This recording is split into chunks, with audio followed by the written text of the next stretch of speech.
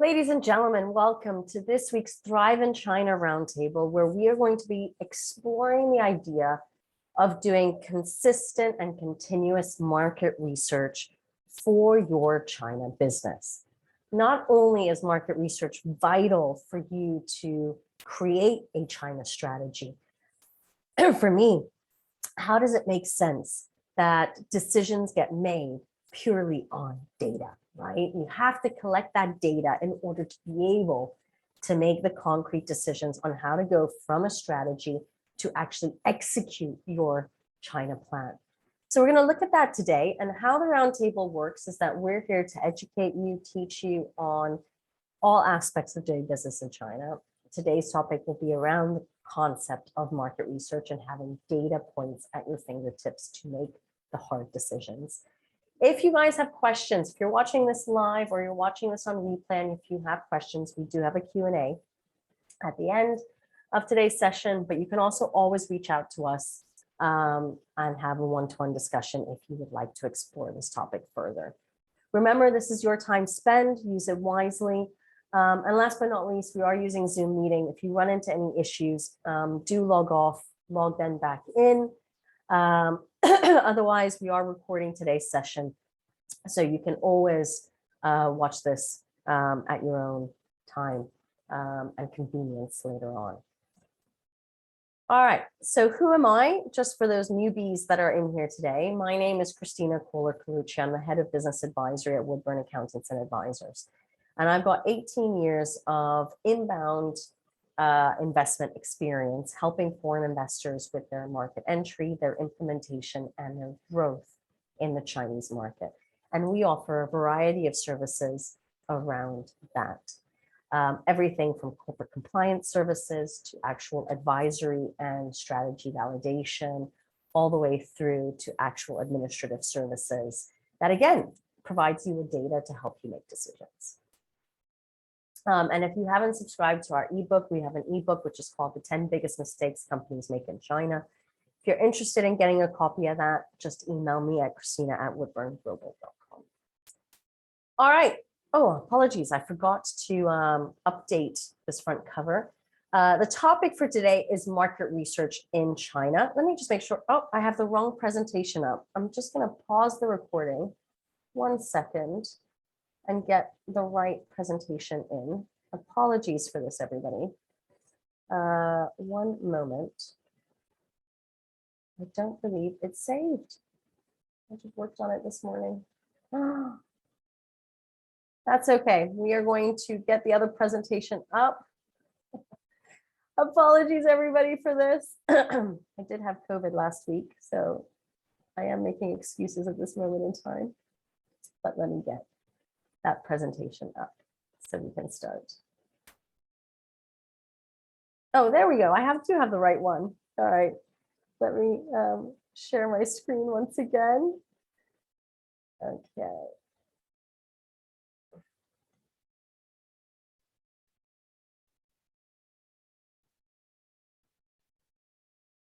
And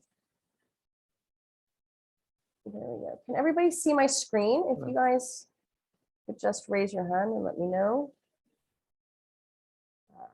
There we go. All right, apologies for that. I had the wrong presentation up. So to get started today, we've got market research in China on a tight budget. We're going to be going over what market research is, what are the types of research, when to use which research methodology, tips for companies looking to conduct research, how can I do research without breaking the bank, and when it comes to market research, can you afford not to do it? All right. And then we're going to also look at, once you have this research, once you have this data at your fingertips, how can you then actually create a strategy around that? All right. So really today, it's all about the importance of market research. And I actually don't talk to companies who don't have research yet. So it's really, really important to understand that a lot of providers in China also won't speak to you unless you've already got some data at your fingertips that you know how you're going to proceed in the Chinese market.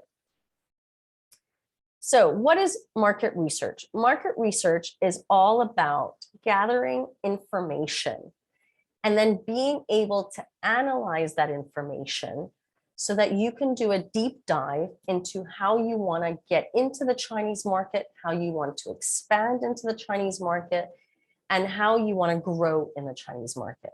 There's always these 3 stages of one's journey into China. There's the market entry stage, right? Entering the market, you're transacting with individuals, with companies. You're then probably hit a plateau and you're like, okay, how do I now expand? Do I add more products into my portfolio? Do I expand into other regions, into China? Do I set up an entity? And then comes the next phase, which is how do I now scale this up to a level that is sustainable, but where I'm continuously increasing my revenue, my net profit, whatever you want to look at. How do I continue to do that? Okay. For me, these 3 phases in a company's journey cannot be done without market research, which means that for me, market research is not just something you do at market entry. It is something that you continuously do.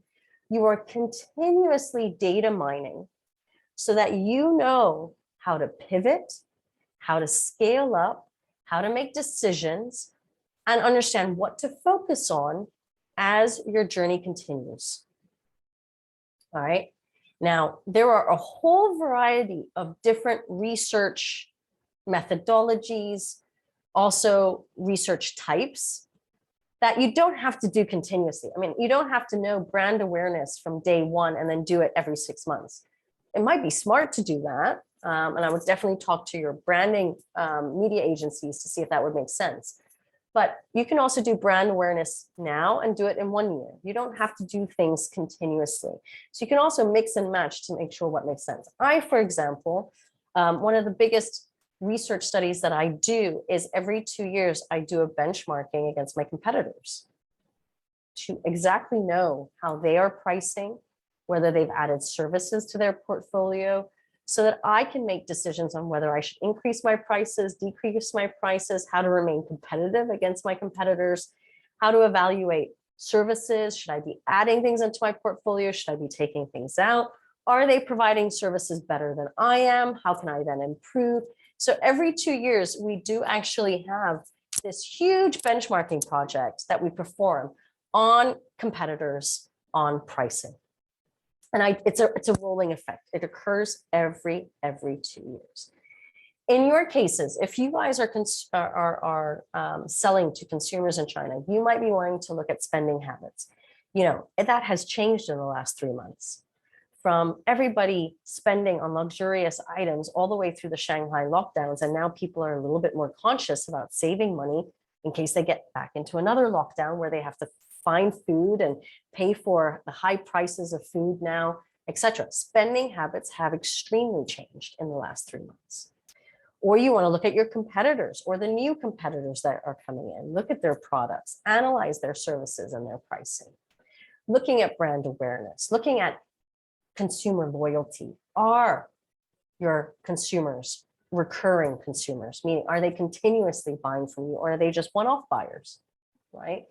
So it's really, really important to analyze this market research. Now, there are types of research. There's secondary research, which is like kind of like, for me, desktop research. You can do surveys, which I think are fundamental and critical. You can do focus groups. You can do interviews, observations, experiments, field trials. My husband is in the F&B sector, and anytime we travel, anywhere we go, he is always going into 3 or 4 different supermarkets to analyze the chocolate and candy section, because that's the sector he's in, analyzing pricing, displays, and he's a finance guy. All right, he's not even a brand manager, he's finance. And for him, what's critical is actually the price benchmarking, comparing it to the competitors.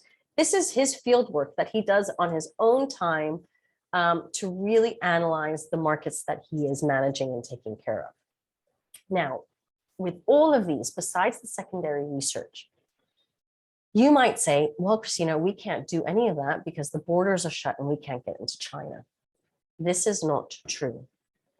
There are companies on the ground that are specialized in each of these categories. There's even a company that I interviewed and vetted called Bolt Insights, where they have up-to-date, they have an app where they can provide up-to-date information on surveys that they perform and give you feedback straight away when surveys are completed to understand whether people like your product, like your service, or whatever. It's amazing how this whole area is starting to get digitalized as well. Now, for me, this is the most critical, and I've only listed here 7 items, but there's so many other things that you can also do in terms of research. Look at market segmentation, right? Where is it that you are looking to sell your products? Now, for many people, and I had this discussion yesterday, I was in London for the China-Britain Business Council Consumer Day event, and there was a very interesting conversation surrounding market segmentation. All the people that were there were actually focused on cross-border e-commerce. And their philosophy is, well, cross-border e-commerce, we're catering to the entire Chinese market. How do you know that?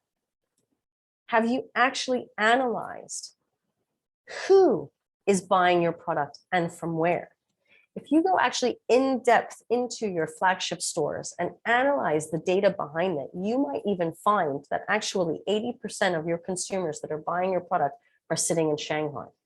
The question then is, why is it not spread evenly throughout? Is it because of your marketing initiatives? Is it because your inventory is there and you have supply chain issues? Is it because you don't want to cater to the other markets?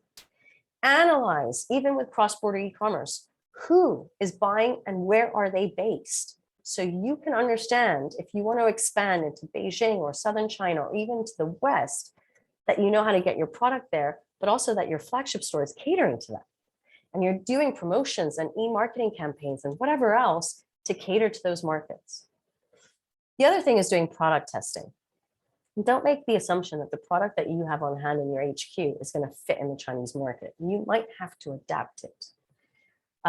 This has nothing to do with the product itself, but I had one company, a chocolate marzipan company out of Europe, who didn't understand why their product wasn't working.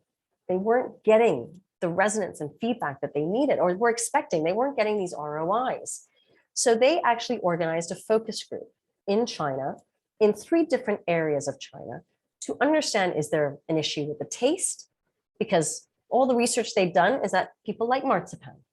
They like chocolate, so why isn't it working? The 100% result from this product testing had nothing to do with the product itself, but the packaging was horrendous. Nobody was attracted by the packaging. So even on the e-commerce flagship store, nobody liked it. The visibility of it was not there. It was not an attractive product. So they went back and created a new niche packaging for their product specific to the Chinese market that then boosted the results. So product testing is fundamental, not only in the product itself and the flavors, but also in the actual packaging. Advertising testing. What are the best advertising channels for you? Is it to have a KOL? And then the question comes down to, because there's so many types of KOLs, and if you don't know what a KOL is, it's a key online influencer. You know, is it the mom and pops that you should be catering to? Is it the big Austin Lee's? I mean, he's been kicked off the platforms now, but these type of guys and gurus who should be doing that type of advertising. Should you be doing more on digital social media? Should you be writing content to explain your products? Should you do more on your flagship stores? You've got to understand what advertising techniques are working for you and focus on that. Then satisfaction and loyalty analysis. If you are doing well, are you analyzing the reviews that are coming on your cross-border channels? Are you talking to your B2B customers, your distributors, as to whether there are recurring clients coming, or are they just one-off clients? You know, there are people who go into the Chinese there are Chinese people who go into supermarkets and are like, I'm going to look in the foreign product department. And you know what? I'm just going to test it out. Right? So they test products to see if they like them. Doesn't mean that they then become recurring clients. Will they go back to that supermarket to buy more?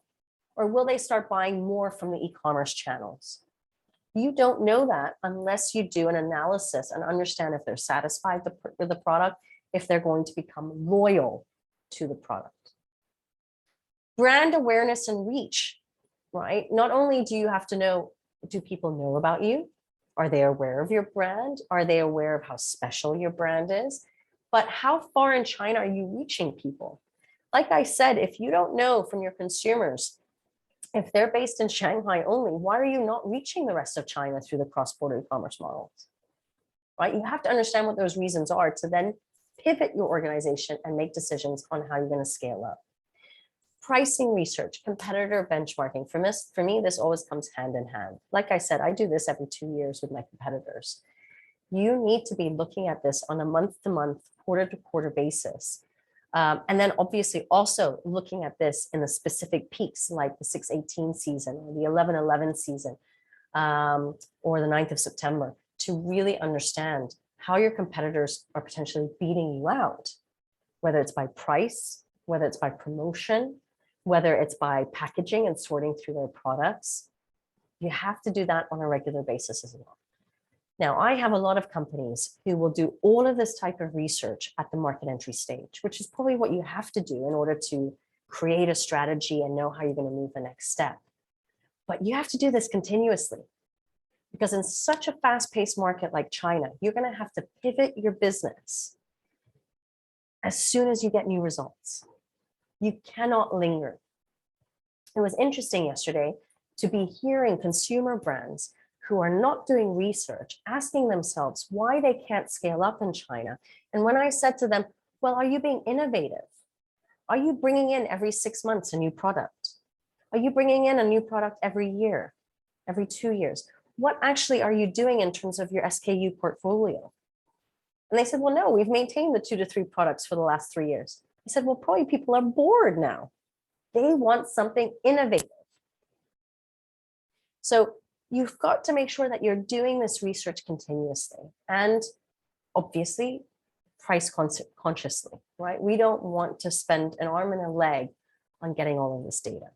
I have a client who paid McKinsey, and trust me, they have the financial resources to do it, but still my eyeballs popped out when I heard that they spent over 500,000 US dollars on a research done by McKinsey specific for the F&B sector on the sales channels that they should be exploring.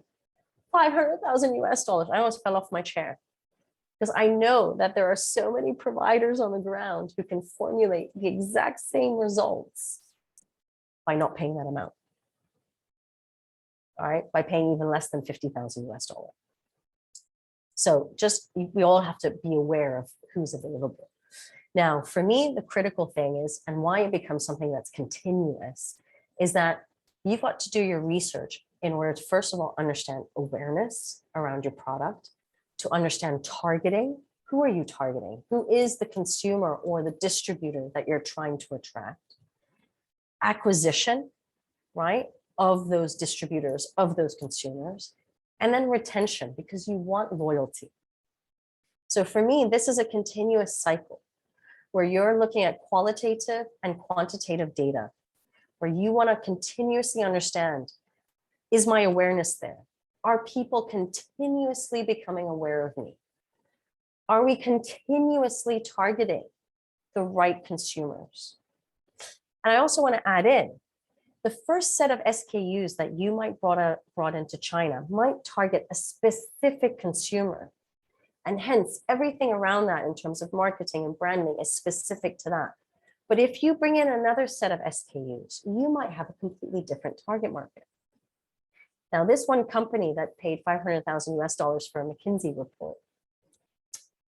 their goal in China is to bring in 6 SKUs per year and to do testing on those 6 SKUs for a period of 9 to 10 months through cross-border e-commerce to see whether consumers will like them.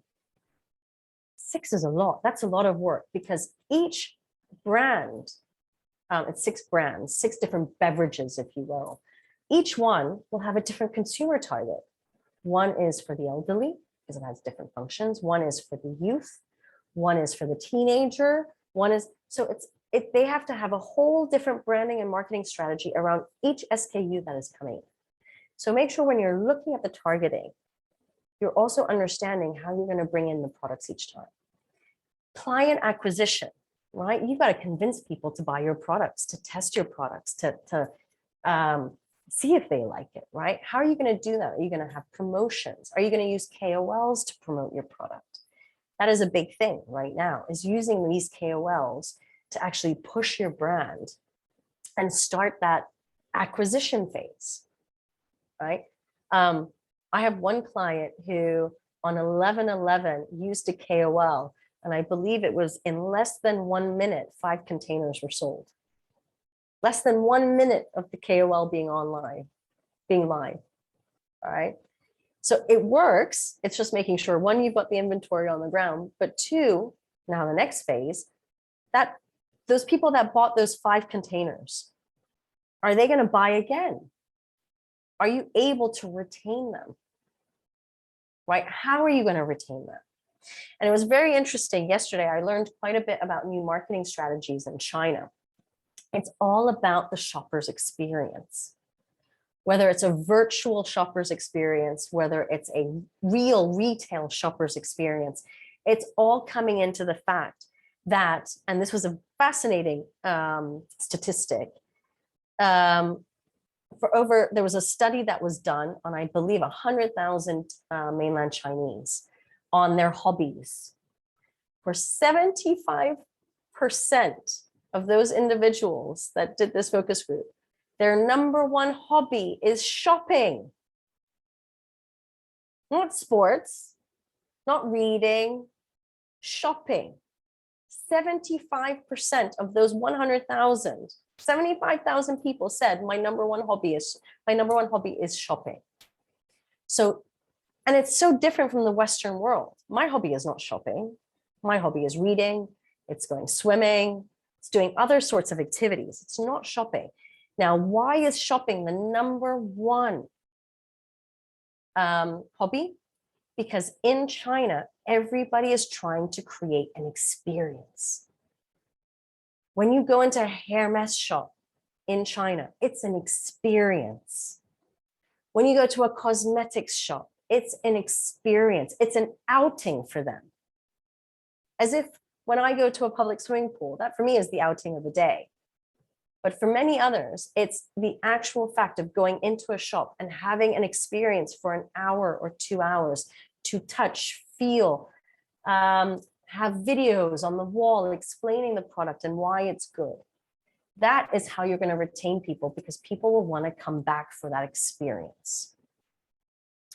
And you've got to do a variety of different research. Now, you've got to remember, all of this is continuous. The awareness, the targeting, the acquisition, the retention, it's a continuous cycle that you have to maintain. And because, again, things are changing so quickly in China, especially during the last 3 years of this pandemic and the recent Shanghai lockdowns, you've got to be able to adapt your business in current time, which means you need to have the data at your fingertips in current time to be able to make decisions. You can't wait 2 months. In 2 months, the data that you would have collected will be obsolete. Wouldn't make sense. So you got to get ahead of the curve and make sure that you're continuously getting this. And remember, there's different types of research. There's qualitative research and there's quantitative research, okay? You've got to understand what fits you the best and what you need. Now, here are a couple of tips for companies that are looking to conduct research in China, right? Because actually, the biggest sense that I'm getting from companies is they do not know actually what data they already have, and they do not know what data they need to be able to make decisions. So I want to highlight what information you must have in order to then understand what you have to still do and what data you still have to collect. You need to get a feel for the market. specific to your industry and your sector. So you have to have an understanding of what the total size of your market is. What are the historical trends? What are the traditional routes to market? And how the market share is currently distributed between suppliers and competitors, okay? How can you get this information? One fantastic source right now is the EU SME Center. I don't know if you guys are all European-based companies. The EU SME Center, if you become a member, there's no membership fee, you just have to subscribe. They offer very generic market research reports, some of which, if you just give them your email address, are free of charge. At most, they will be around 50 or 75 euros. And you will get a report this big that is up to date, current, with this information, which will then give you a feel for the market. Okay, so definitely use them as a source. I think they're a fantastic resource. And again, you're not paying the 500,000 US dollars to McKinsey to get it. You're paying, maybe it's even free, worst case scenario, around 50 euros, 75 euros for it. Then you've got to understand your target customers. And the best way to do this is through questionnaires and surveys.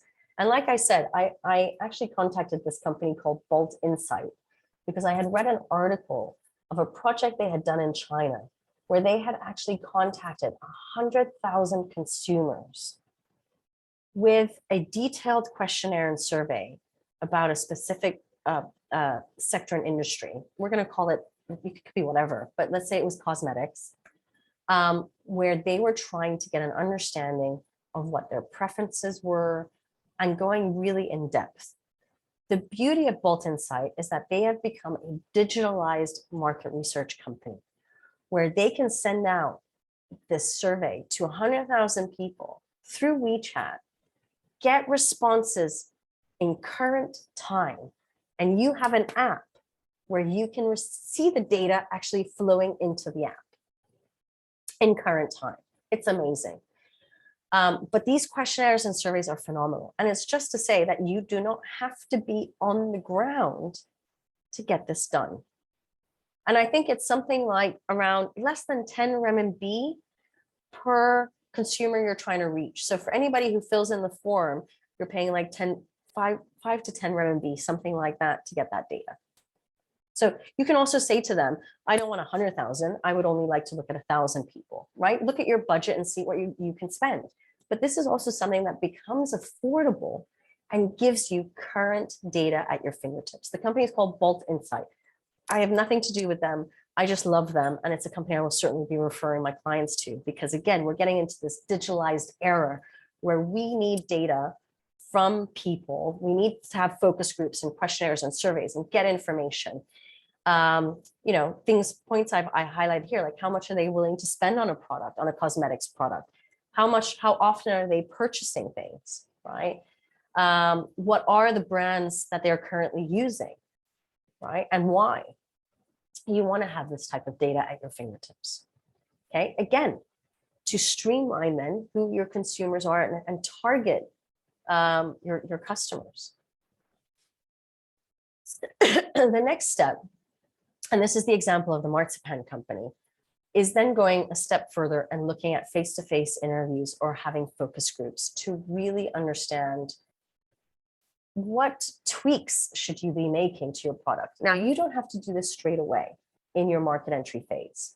This is something you can develop over time as you're accumulating data at your fingertips. So in the case of this marzipan company, they were already selling in China. However, what they were realizing is they weren't hitting their targets and they weren't getting the return on investment. They had done the questionnaires and surveys, right? They knew what the market potential was, but they now had to go into the nitty-gritty and really find out whether there was an issue with their product and whether they then had to niche out their consumers, target in a different way. They weren't sure. So again, they did these focus groups in 3 different areas of China and discovered that the issue for them was the packaging. Okay, had nothing to do with the product itself, had to do with the packaging.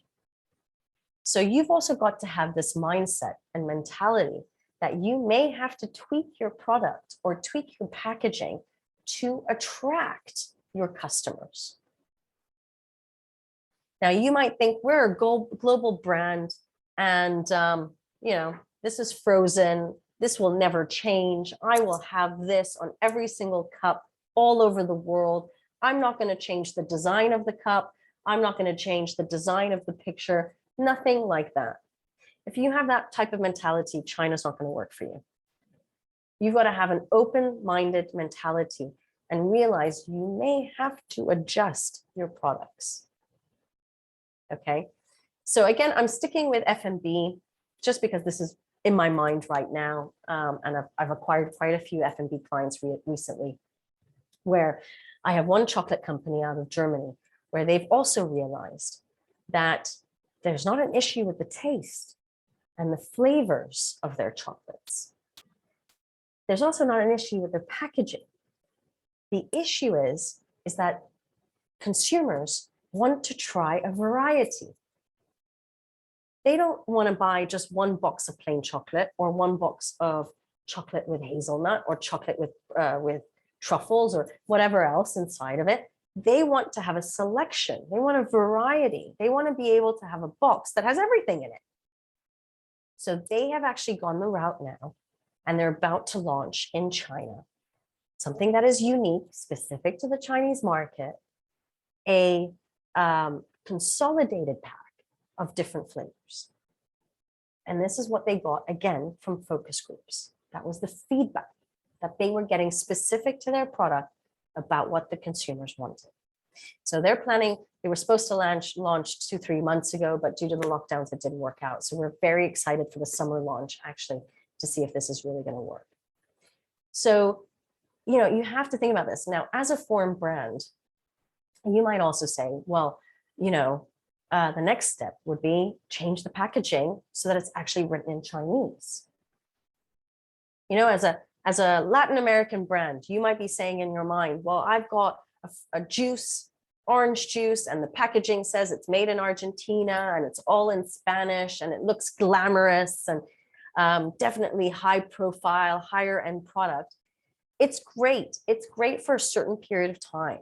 But if you can then adapt that packaging really to the Chinese consumers and start also localizing, you might attract a completely different set of consumer.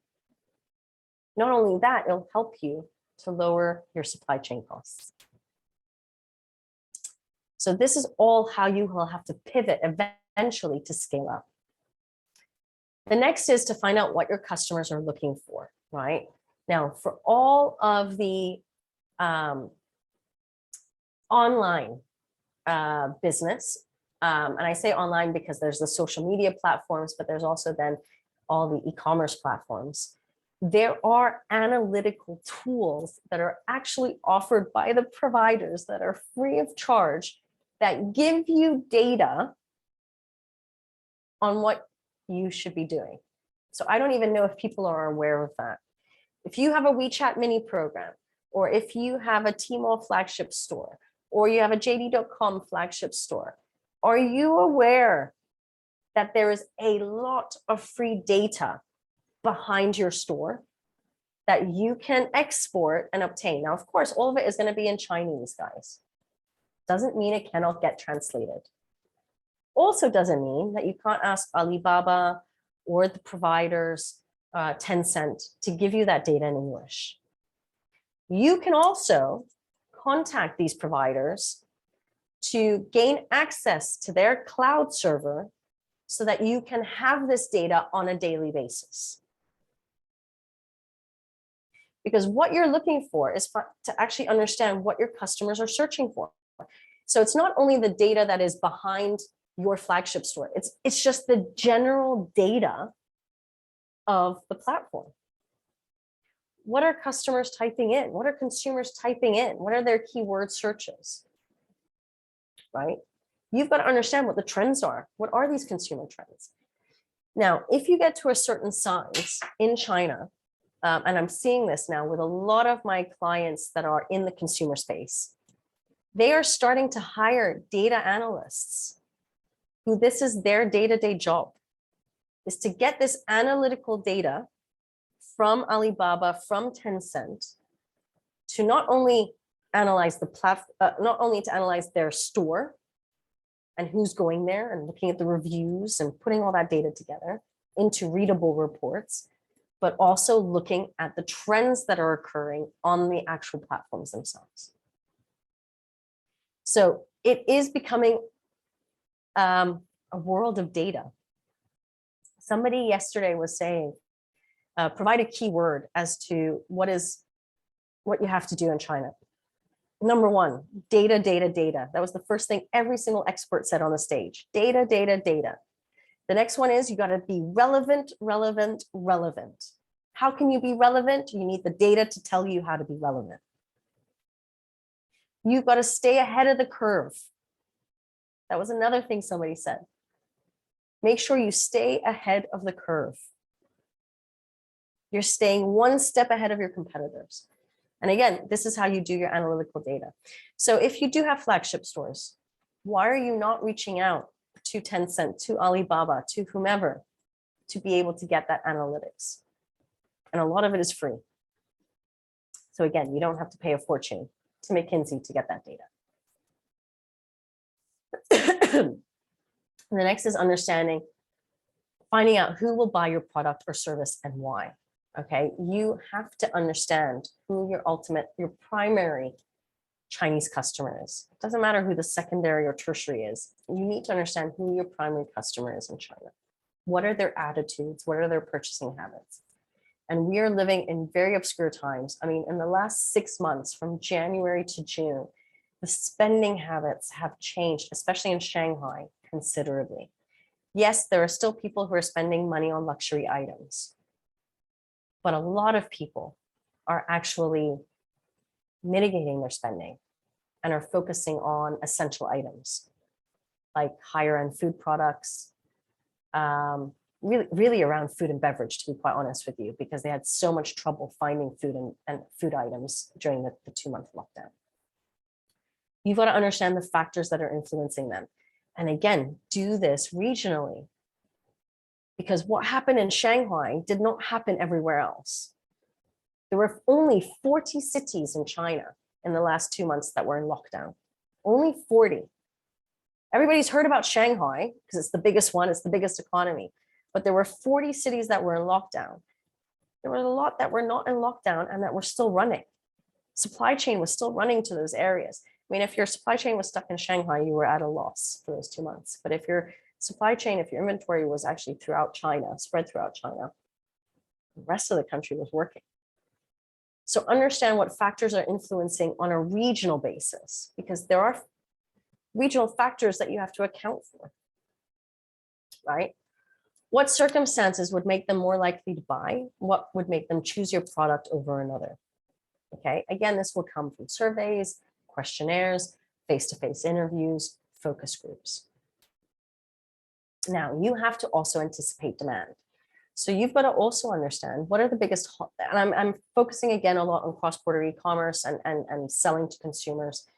But it would be the same if you were selling to distributors who then sell to consumers. Very similar concept, right? How many people are going to buy your product? Estimate demand levels. How much people are willing to pay for your product? Remember, there are 5 big holidays in China, 5 big promotional events in China. You've got Chinese New Year, which is January, February. You've got 6/18. You've got the 9th of September. You've got 11/11. That's 4. And you've also got the October holiday. Don't underestimate the October holiday, which is also a 1 week to 10-day holiday, which is from the 1st to the 7th of October. And then you've got smaller little holidays like the Moon Festival and things like that, which you should also anticipate demand. The biggest mistake that I see, and I'll use 11/11 as an example. 11/11 is the 11th of November. It's the Chinese Valentine's Day.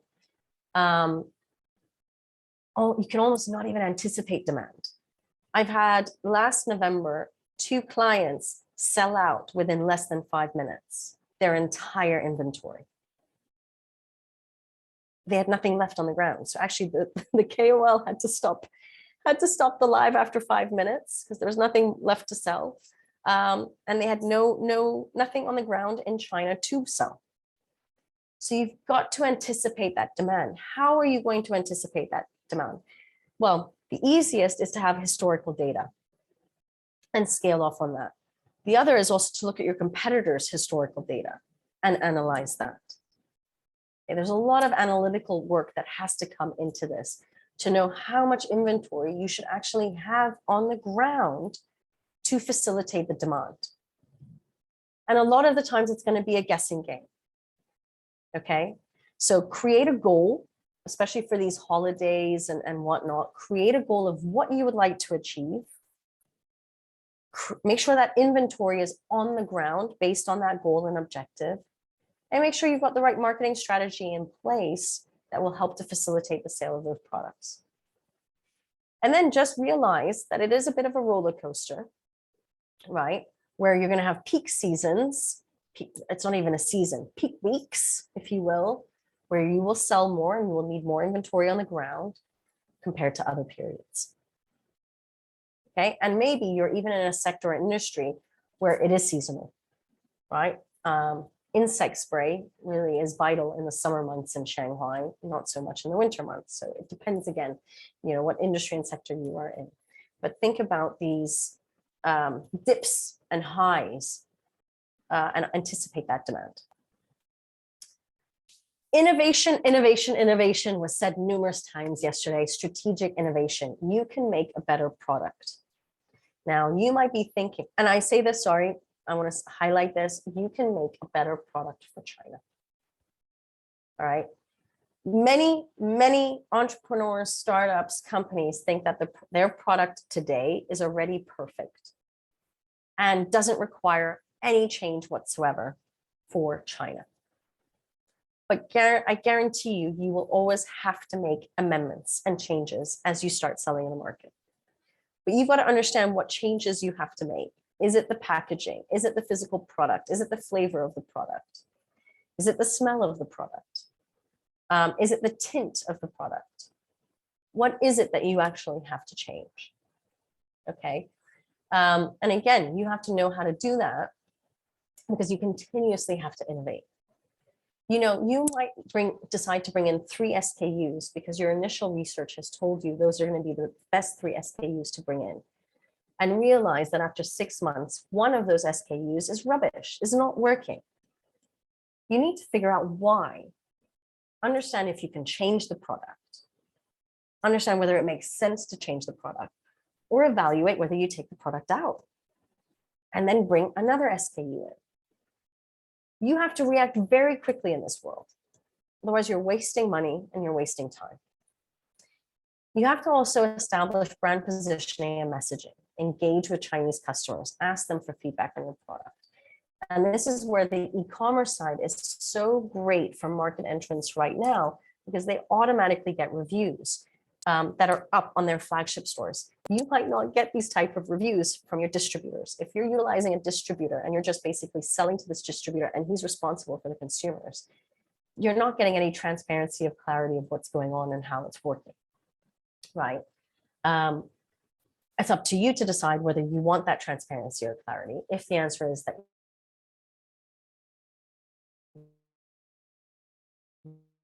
you do, then you also have to figure out and work out a plan and solution for feedback from your customers.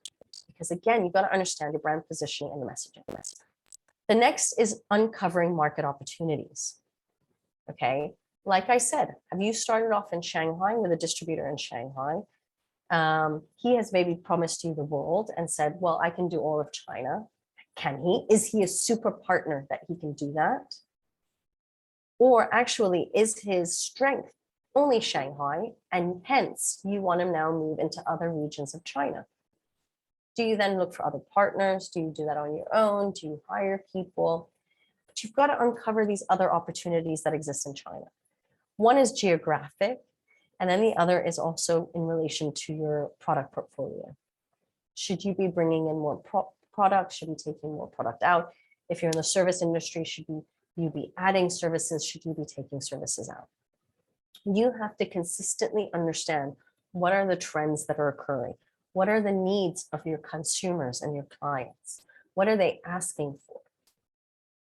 Do they also want to change? I'm going to make something up now, but if you are because I've got Latin American clients selling juices. If you are a Latin American client and your flavors are orange, grapefruit, lemon, because that's what's popular in the Western world, should you be changing that now to more Asian flavors? Like, I don't know, guava, durian. Who knows? You've got to understand if that is even an opportunity, but you have to continuously search for that. Now, how can I do market research without breaking the bank? I've already highlighted a couple of opportunities. There's the EU SME Center that offers these reports. You also have chambers of commerce. So yesterday I was at the China-Britain Business Council. They offered to do research studies, and it's not going to break the bank. You're paying maybe a couple of £1,000 for a decent research study. And if you can actually narrow down what data you're specifically looking for, it means you might even spend less, because there's less for them to do, because it's so narrowed down and so niched in terms of what you're actually looking for. Then you've also got the chambers of commerce locally in China. So, the British Chamber of Commerce in Shanghai, you've got the German Chamber of Commerce, you've got French, you've got almost every big jurisdiction will have a Chamber of Commerce locally in China, where they also provide research. You also have your trade commissioners. So if you know about your consulates, they will always have a trade commission department, and their role will also be to provide you with research. And most of the time free of charge, because it's their duty to be providing this type of research data. Now, most of the time that will be macroeconomic, very superficial, high level. So it really comes down again, what are you searching for? Are you searching for specific concrete data to get going? In addition to that, if you are using providers on the ground in China, so if you're using a TP for your cross-border e-commerce model, or if you're using distributors, one of their responsibilities is to give you data. Why is your product successful? What are the consumer trends?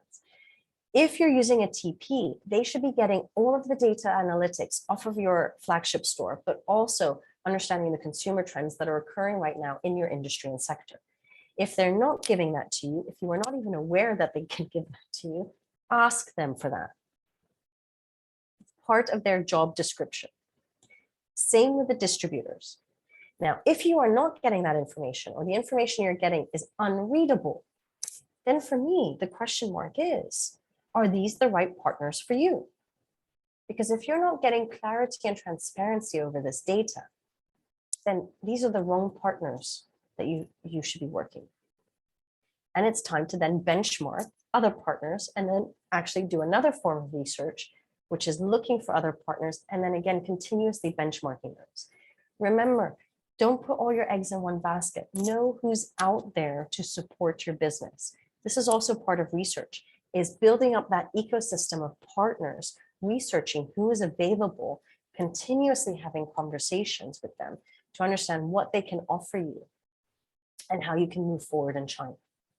The biggest mistake that I made in my early days in China was I had the fear of rocking the boat. I had the fear of changing the status quo. And I didn't do that for 5 years because I got comfortable with what I had, but I wasn't growing. So you have the pressure of not growing and the fear of not wanting to change the status quo. But honestly, biggest learning curve I had, the minute I fired employees and fired partners and found new ones that were exceptional, wow, did my business grow. Because all of a sudden I had clarity, I had transparency, I had people motivated, I had people giving me information on how to use that to make decisions and move forward. Okay, so please use also part of your market research to build that ecosystem and find partners and talk to people. So first step is understand what you want to research. What questions do you want answered and how much detail do you need? So that's just a simple exercise. Grab yourselves a plain piece of paper, understand what data you have today, what data do you have access to, and what data do you need, would you like to have, okay? You need to have this information because when you talk to providers that are going to give you this information, you have to give them the details. Otherwise, they're going to charge you an arm and a leg for stuff you actually don't need because you already have it. Start with some desk research, figure out how much you can discover online by yourself. I know a lot of companies in Europe that hire graduates, interns, students, Chinese students, to actually do this desk research. So sometimes it's free of charge because you're not paying for an internship, or sometimes you're paying a couple of £100 or US dollars to hire an intern for 4, 5, 6 hours a week who will do this type of research, desk research for you, or have these conversations. The next step is to be on the ground in China and get customer face-to-face feedback. You can do that using social media platforms. You can do it using companies like Bolt Insight that has this famous app. You can talk to chambers of commerce, EU SME Center. You can talk to the China associations abroad, talk to your trade commissioners to see what information they can provide you. And a lot of the time, you'll find that it's also free of charge. All right. The next step is using online tools. If you've got a WeChat account, what is stopping you from actually doing a survey with your entire contact list in WeChat? They're already your contacts. So why not utilize that to get information? They're people, they're consumers. Create a survey in SurveyMonkey, and send that to them. But you've also got to analyze then what will be the right questions to ask. Fine, and that's free of charge because that's just in your WeChat group, right? Finally, if you need to conduct more formal interviews, focus groups, if you want to do competitor benchmarking, you will probably have to reach out to experts on the ground who can do that for you. Or you work with your distributors, TPs, your sales agents, whomever, to do that type of research for you. But you need to have that available. Now, all of this is saying that you can do all of this. It just requires human resources and time. Now, of course, you can pay 500,000 US dollars to McKinsey, who will get you this report within 2 to 3 weeks, but you're paying an arm and a leg for that. If you don't have that money available, I would want to spend it on something else. My suggestion would be to get going yourself on this, but you need to have a team of people that are going to help you do it. Now, when it comes to market research, can you afford not to? So investing significant money and time in China, you need to know exactly what you're getting yourselves into. China is not cheap anymore. It is not a market where you can afford to make mistakes. It's not a market anymore where you can afford to hit obstacles and say, oh, we'll find a solution. Trust me, you'll always find a solution in China, but let's try and avoid those mistakes and avoid those obstacles. We are becoming companies now in this world where we are making decisions based on data, whether that is research data or whether that is financial data that is giving you insight into the business. All right. You have to maintain your advantage in China. So you've got to continuously move forward. Okay. And the more you know about your customers, the more you know about your target market, the more you can anticipate how you can change your organization. So you got to keep moving for that. The next step, obviously, is your strategies, whether it's a channel strategy, whether it's a marketing strategy, whether it's a distributor strategy. How can you, first of all, you have to know overall what is your strategy, your preliminary strategy for China. And then you have to take that strategy. It has to be a flexible document that you can consistently pivot it and make changes to it based on the data that you're getting, whether it's the research data or the financial data that you're getting about the transactions you're performing in China. And you've got to continuously then change your business.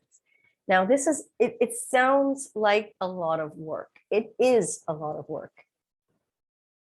The point of today's presentation was actually to say market research is essential. It is vital for doing business in China? Can you afford not to do it? No, you can't. You have to do it. The question is, can we potentially not break the bank? Of course we can. We can do things in a lot of ways to save money. But what we also have to do is make sure that when we get that data, we are analyzing it and we're spending the time analyzing it so that we can make decisions straight away and then update our strategies so that we know in which direction we're going into. All right, and usually it's looking at your then channel strategies. How do you adapt that? Marketing strategies, how do we adapt that? Distributor strategies, how do we adapt that? So I would love to hear, that's the end of today's presentation. I hope that's helped people. I'm just going to open up the chat. And if you guys have questions, let me know, type them into the chat box. One question that I will just simply raise myself, I get this a lot, is Kristina, how can we trust the data that we get in China? So this used to be an issue in China. 20 years ago when I first arrived, it was tricky to get data because we weren't a digitalized world back then. You know, basically we had email and internet, that was about it. 20 years ago, there was no e-commerce. So how did we get data, right? And a lot of it was through field work. And the question was, do you do field work in a certain city? Do you take that data and then analyze it for the rest of China? Or do you do field work all over China to get data? But then there were also companies that were selling reports. There was the big four that was also doing, you know, consumer trends, marketing trends. They've got whole research departments on that. And the question was always, you know, is the data right? Can we rely on what these companies, even though they're foreign brands, KPMG, Deloitte, EY, PwC, can we rely on the data that they're giving us? Back then, there was always doubt. Nowadays, because we're living in this digitalized world, and because we have more access to the consumers through WeChat and other such social media avenues, it's much easier to basically get information from the horse's mouth, directly from the consumers. And you can get it directly from the consumers. You don't have to go through these research intermediaries. So for me, data today is much more reliable than it was 20 years ago. Is it going to be skewed? Yes, I believe it is. Because when you are getting data from people that are based in Beijing, Shanghai, or Shenzhen, their living standards and quality of life are completely different from those that are living in Wuxi, Wuhan, Nanjing. It's a different standard of living, guys. Right? So you also have to understand, who are you speaking to? Which is why when I told you about this company, Bold Insight, I found it fascinating that they did 100,000 person interview, online questionnaire, 100,000 people that were based throughout China, designated in the big cities, but also in the smaller tier 2, tier 3 cities. So that they got actually data that was actually from all the different regions. I found that fascinating that is now feasible today. So I do find that the reliability of data is getting much better. Should you always take it with a grain of salt? Yes, I believe you should always take it with a grain of salt, but I also don't think you can make decisions about your strategy and how you want to scale up in China without the data at your fingertips. So I think it is definitely something you have to focus on, analyze, take it with a pinch of salt, and then make decisions from it. There's no questions or feedback that's popped in. If you guys are writing, let me know. I would love to hear what your biggest takeaway from today was. If you want to type that in as well, it always helps to improve. And again, if you've got any questions, raise them. Just how you can work with Woodburn and what we offer is we offer companies with brand advisory. We do trademark search and registrations. We validate China market entry strategies. We do not offer market research studies. But I'm just highlighting how important it is today that this is so vital for your business to do everything else that comes thereafter. We offer incorporation services. We do competitor business scope benchmarkings. We appoint people within the organizations in China, and we do all the compliance work, administrative and compliance work that's involved around setting up entities in China as well. If you're interested in conducting research in China, let me know. I'm happy to introduce you to my network. Hopefully that'll be a good starting point for you then to move forward with getting data at your fingertips. So if you are interested in that, just email me at kristina@woodburnglobal.com and I can get that through to you. So last but not least, thank you very much. There's still no questions that have popped in, but thank you very much for joining. Just to highlight, we've got, this page didn't come up, I apologize. Next week, so yesterday's presentation that I did was so successful. I did a presentation on how to scale in China, and we went through 14 action plans on what you should be doing within your business, whether you have an entity or not in China, what you should be doing in your business to analyze how to pivot and scale. So come join us next week for that. We've also got then a webinar on creating your cross-border e-commerce business model. Go to our website, woodburnglobal.com/events to get all the updates. This is not an updated slide whatsoever. I apologize for that. But in the meantime, thank you all for joining. And again, if you've got any questions, let me know. Have a great day. Take care and goodbye. Have a great evening, David. Thank you, Francisco. Bye, Irina. Bye, Elliot.